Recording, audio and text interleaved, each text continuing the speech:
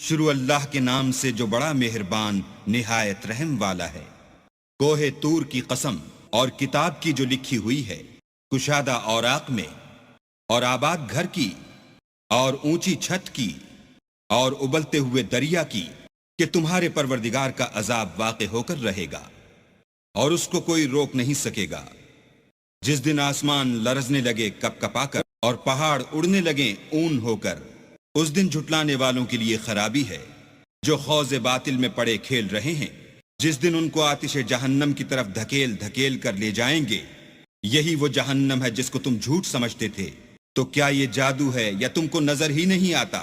اس میں داخل ہو جاؤ اور صبر کرو یا نہ کرو تمہارے لیے یکساں ہے۔ جو کام تم کیا کرتے تھے یہ انہی کا تم کو بدلہ مل رہا ہے۔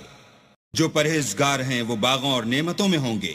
جو کچھ ان کے پروردگار نے ان کو بخشا اس کی وجہ سے خوشحال، اور ان کے پروردگار نے ان کو دوزخ کے عذاب سے بچا لیا۔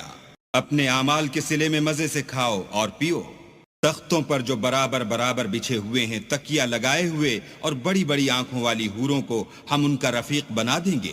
اور جو لوگ ایمان لائے اور ان کی اولاد بھی راہ ایمان میں ان کے پیچھے چلی، ہم ان کی اولاد کو بھی ان کے درجے تک پہنچا دیں گے اور ان کے اعمال میں سے کچھ کم نہ کریں گے۔ ہر شخص اپنے اعمال میں پھنسا ہوا ہے، اور جس طرح کے میوے اور گوشت ان کا جی چاہے گا ہم ان کو عطا کریں گے۔ وہاں وہ ایک دوسرے سے جام شراب جھپٹ لیا کریں گے، جس کے پینے سے نہ ہذیان سرائی ہوگی نہ کوئی گناہ کی بات۔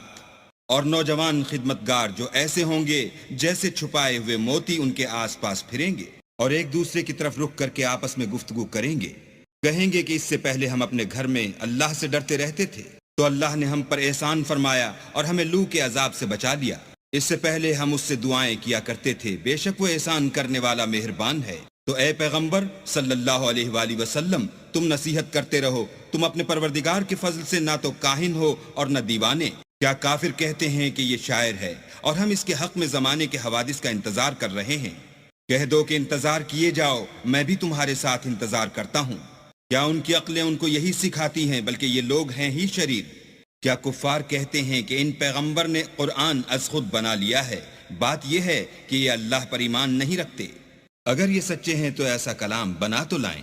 کیا یہ کسی کے پیدا کیے بغیر ہی پیدا ہو گئے ہیں، یا یہ خود اپنے تئیں پیدا کرنے والے ہیں؟ یا انہوں نے آسمانوں اور زمین کو پیدا کیا ہے؟ نہیں، بلکہ یہ یقین ہی نہیں رکھتے۔ کیا ان کے پاس تمہارے پروردگار کے خزانے ہیں، یا یہ کہیں کے داروغہ ہیں؟ یا ان کے پاس کوئی سیڑھی ہے جس پر چڑھ کر آسمان سے باتیں سن آتے ہیں؟ تو جو سناتا ہے وہ صریح سند دکھائے۔ کیا اللہ کی تو بیٹیاں اور تمہارے بیٹے؟ اے پیغمبر، کیا تم ان سے صلہ مانگتے ہو کہ ان پر تاوان کا بوجھ پڑ رہا ہے؟ یا ان کے پاس غیب کا علم ہے کہ وہ اسے لکھ لیتے ہیں؟ کیا یہ کوئی داؤں کرنا چاہتے ہیں تو کافر تو خود داؤں میں آنے والے ہیں۔ کیا اللہ کے سوا ان کا کوئی اور معبود ہے؟ اللہ ان کے شریک بنانے سے پاک ہے۔ اور اگر یہ آسمان سے عذاب کا کوئی ٹکڑا گرتا ہوا دیکھیں تو کہیں کہ یہ تو گاڑھا بادل ہے۔